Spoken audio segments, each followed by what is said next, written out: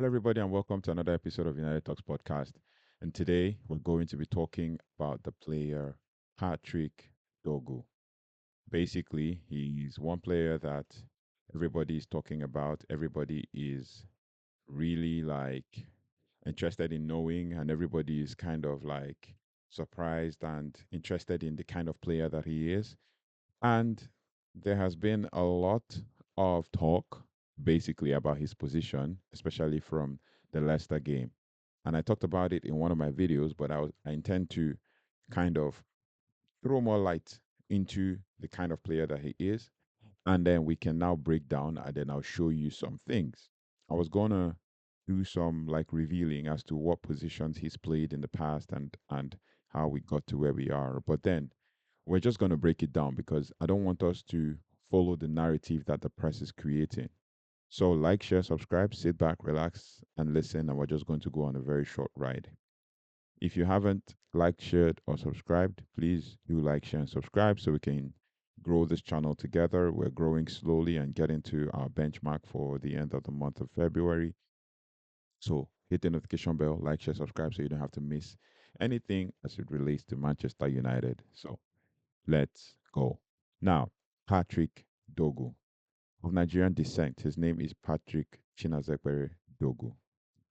Now, basically, he is 20 years old, Danish of Nigerian descent, 6 foot 2 inches tall, so such a tall guy for a defender, and his current club, Manchester United. Former club, Lecce in Syria, and his primary position is left back or left wing back, but very versatile across multiple roles or multiple positions.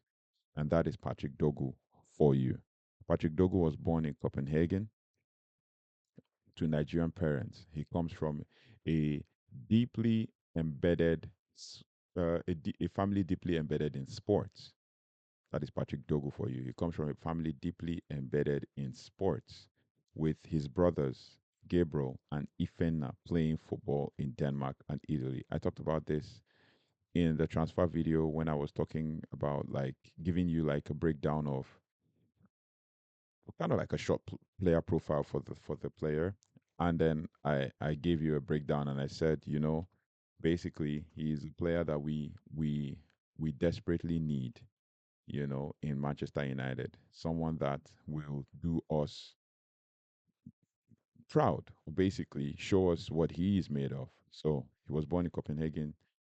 His brothers are playing, Gabriel and Fenna are playing in Denmark and Italy, respectively. I mean, Gabriel's playing in Denmark, Fenna is playing in Italy, and and his sister is excelling in handball. So, I mean, they're so embedded in sports.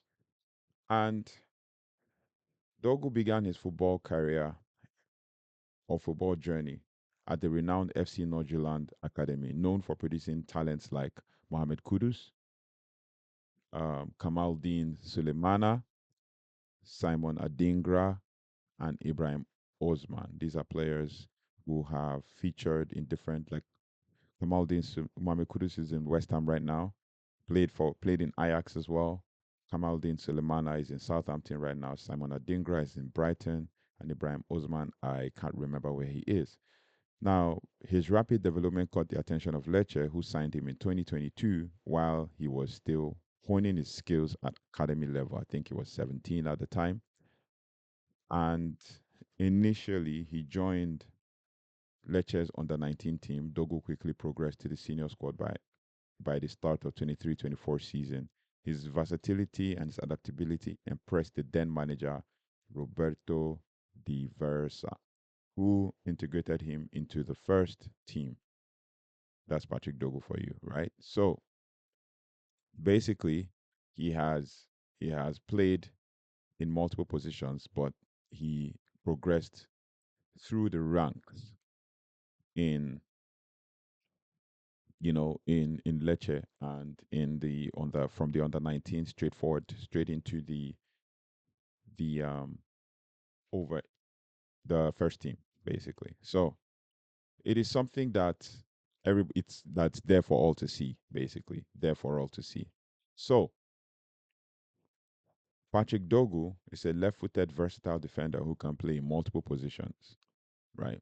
Left-footed versatile defender can play in multiple positions. In the past, he has played as a left back primarily. That's his primary position. And he has also played as a left midfielder. He has also played as a left winger and played as a right winger and a right back. Now, I see a lot of things being said in the media, especially even from ex Man United players, that why should and big accounts that why should Man United sign a left back only to play him at right back and then still put Dogu at the left wing back position. Put him and then put Diogo Dalot at left wing back and then put Patrick Dogu at right wing back.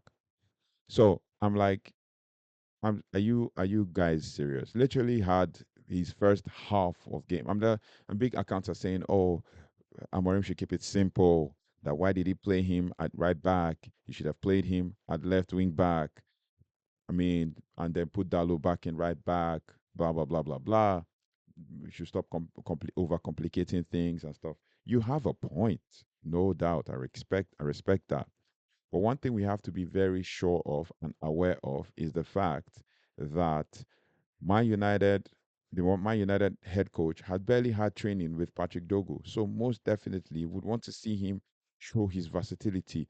It's not that he hasn't played that position before. He has. He just wants to be seen. Like the manager wants to see him show. It's his first game playing against a Premier League team. The and I'll show you a video of his game against Leicester.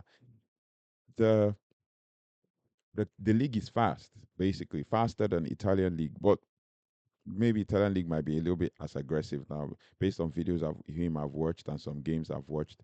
I've gone to rewatch of him playing for Lecce and all of that to know how versatile he is as a player. But he has shown that he can do that in the past. He can play it in the past. And I'll show you some stats and then I'll we can now understand basically how we arrived there. But before that, let me just quickly run through his profile. He's a very versatile and adaptable player, which makes him very valuable, a very valuable asset to any squad. His key strengths, ball carrying ability. Logo excels in progressing the ball up the pitch with his long, powered strides. And in 2022-2023 season, he ranked fifth amongst Lecce players for average distance covered per ball carry at 6.26 meters. This season, he leads Lecce in progressive distance covered, 1,871 yards. Like these stats that you see here are not a joke, right? Then, with regards to technical, so this another reason why, one of his key strengths, the second key strength that I was able to find out is dribbling and technical skills. Dogu is calm under pressure and excels in tight spaces, making him difficult to dispossess. His ability to dribble past play opponents is a standout trait. You know, he can dribble past opponents. Now, shooting and creativity. Dogu is not just a defensive asset, he contributes to attack as well. This season, he has recorded 17 shots and 10 chances created from carries. From carries alone. 17 shots and 10 chances created this season alone, ranking among the top 35 Serie A players for shots from open play, 36 in total from open play, 1.76 shots per 90 minutes, right? Number four, he is ambidextrous, like his ambidexterity, basically comfortable using both feet. Dogu can cut inside from the right flank onto the stronger left foot, and it makes him a dual threat for shots and crosses. He attempted one, which you'll see in the video I'll review, of shots and crosses, basically. Um, against Leicester City, right? So there's much we can talk about. Then physicality, standing at 6'2", inches, Dogu is strong and difficult to knock off the ball, especially when in full stride, right? Especially when in full stride. Now, in 22-23 season, he appeared 32 times, 23-24 season for Lecce, 32, 17 starts, goals 2, 1 assist, 1. 24-25 season, he has appeared a few times for Lecce, 3 goals, 1 assist. And this season for Man United, first 45 minutes, basically. Now, where does he fit in Manchester United? Under Ruben Amorim, Dogu's versatility will be a major asset. While his primary role is likely to be left wing in United's 3-4-3 formation, his ability to play on the right flank or even in the midfield provides a tactical flexibility. Left wing back competing with Luke Shaw when fit, and Tare Malacia, who is already on loan, but then he's now on his own, a man of his own. And right wing back competing with Diogo Dalot and Mazarawi.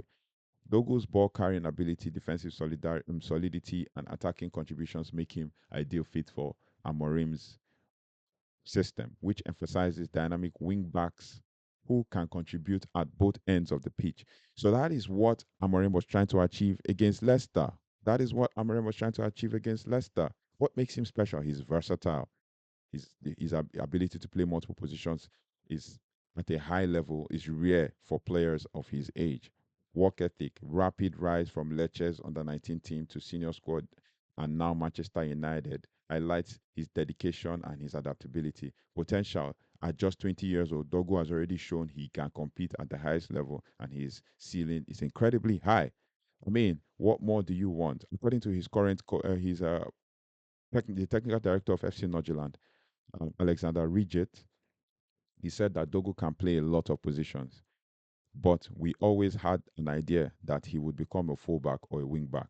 He is a good fit for that position with his technical level in small areas. I think it's very difficult. This is a quote from Alexander Alexander Ridget. It is very difficult to put him under pressure because he is very calm on the ball and very good in tight spaces. He is good at dribbling well and moving the ball away from the opponent's feet in and moving the ball away from the opponent's feet is a trademark for him. Like, what more do you need?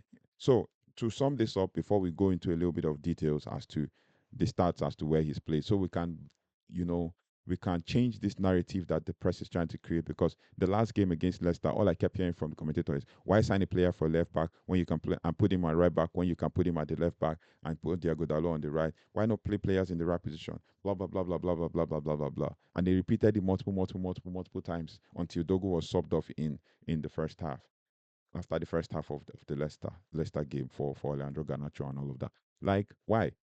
You know, to sum this all up before we go into the stats, Patrick Dorgu is a versatile, dynamic, and technically gifted player who brings a unique skill set to Manchester United. His ability to play multiple positions combined with his physicality and his attacking contributions makes him an exciting prospect for the future. Under Ruben Amorim's guidance, Dogu has the potential to become a key player for United as they look to rebuild and compete for major trophies in the future. I mean, that is straightforward, right? That is straightforward. Now, we'll go slightly into some stats. You can see this one on the screen where he carries into the final third. I think we can see 83 there. Tackles 1, 89. Aerial duels, 36. Interceptions, 54. And then ball recoveries, 92. That's so high for a defensively, right? And then we can talk about carries into final third, 83. Progressive carries, 66. Um, passes to the final third, 55. Was progressive press and passes 72, fouls drawn 99. Don't want to go into those. Passing distance 72%, key passes 80, and assists 14. Expected assists 36. So, like, for a player 20 years of age, he is really, really ascending great heights. And I can see why Manchester United signed such a player. He's very aggressive as well, right? So, we're going to go into some of the other things that you can actually see from Patrick Dogu with regards to his stats and other things. So basically, Patrick Dogu for for Man United basically has, you know, now I'm going to show you this stat list, right, for Patrick Dorgu, and then you see for yourself. Now, in this stat list, you can see that Patrick Dorgu, because let's debunk this myth about, oh, he cannot feature at, he should be playing wing back. Now, look at the list of games he has played in from the 24 season to the 25 season. That's 24-25 season. This season alone, 25, you can see 25 games, except for the one he was suspended at number 4. You can see that there is almost an even number each side of right wing back, left back, right back listed there. So let's assume it's just right wing back. And then if you see the positions played, the right back position, right wing, like it's even. Reverse in the other side. More left wing, left mid, and more left wing, a little less left midfield, and lesser left wing. And then we have more right wing, a little less right midfield, and less right back. Now, in total, Patrick Dorgu has played for Lecce 57 times. He has played for their under 20 38 times. And then he has played for Nordirland under 19 22 times. And then all the other clubs he has played for 3 and 2 all put together. But where I'm particularly interested in is that Patrick Dorgu has played left back 72 times, left midfield 15 times, right winger 11 times, left winger 6 times, right back 3 times, right midfield 2 times. And in as a left back, he scored 6 goals. As a left midfield, 3 goals. As a right winger, he scored 3 goals. So what more do you want? He is versatile. Allow the manager to try out whatever he wants to try out, because even in Sporting Lisbon, as I said in one of my videos, Patrick Dogu, Giovanni Quenda has featured as a left-footed player playing right wing. So allow the manager to do what, or the head coach, allow Ruben Amorim to do what Ruben Amorim loves to do. Try things and make things work so that you can fit in players. And we can, from there, we can even know if we need one more left back, because obviously Luke Shaw cannot get fit, right? So it's good to have multiple players in multiple positions, right? Now, even if you look at his UEFA Nations League stats, you see that he has played left wing only twice of those times. The rest is either he's been on the bench or he played at right wing or something, right? So it's pretty straightforward and obvious that Patrick Dogu has featured for Man United in different, at different points and all of that. It's the stats are there. Mind you, these are from Transfer Market, right? So basically, now I'll show you how he did for Leicester City against the. So versus Leicester. Patrick Dorgu versus Leicester, you can see that he's at right back, you know, at right wing back. I got this from United Baki on X. So playing at right wing back. Now, if you look at it, every time he gets the ball, there's 2 players pressing on him. See? 2 players pressing on him. Now, what they do is they press on his stronger foot. See? You missed this one, but still try to win the ball back. You can see that even with his strides, and he still wins ball with that same stronger foot. Now, look at that pass from Diogo Dalot, and you can see what exactly. So they press on that his stronger foot in order not to. The same thing that will happen here when you receive that pass from Bruno. See, press on his stronger foot and his stronger side so that he doesn't have to turn. Look at that pass from Diogo Dalot again. Same thing. Same thing. He wins the ball. He was able to beat the defender. He gave the defender a tough time, right? Tried to pass with his right foot and didn't get it. So, I mean, what are you trying to tell me that Patrick Dogu cannot do? Like, he's playing it. And then fans are already falling over, talking about, oh, why is he being played in that position and all of that? Why doesn't look at him also winning the ball back, winning the ball back. right? There was even a chance he got with his right foot as a shot and all of that. We can go on and on talking about Patrick Dogu here and all of that, but the truth is, Patrick Dogu has shown that he's capable of, playing that position in the past. Look at where he had a shot after an assist from Ahmad with the same right foot we're talking about. So he's ambidextrous. Deal with it, man. Deal with it. So we can go on and on and on and on about Patrick Dogu and everything, but one thing I can tell you is that he is a versatile player and can do, multiple things as a Manchester United player. This was before the Leicester City game and all of that. So, and you can see he's pretty much appreciated him and Patrick and him and Aiden Heaven very much appreciated by the team, and he's a good addition. So let's just allow this guy to grow and thrive, and not put pressure on him. At least he didn't come for a very high fee, so it's not like it's something that it's a big deal. Nah, let's allow him thrive and allow him build as a player, so that we can actually, enjoy this player that we're seeing, and we now have a left fullback or left wing back who can also play as a right wing back. And then if you want to change strategy, we change strategy, right?